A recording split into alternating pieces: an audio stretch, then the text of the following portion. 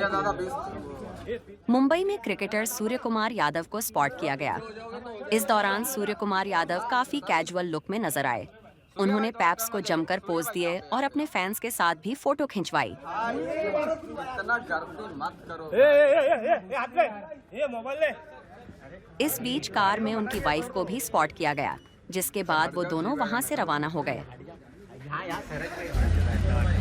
यार सोनू सामने से हट, 3 बार लेटना पड़ेगा तेरे को। जाने दो यार, जाने दो।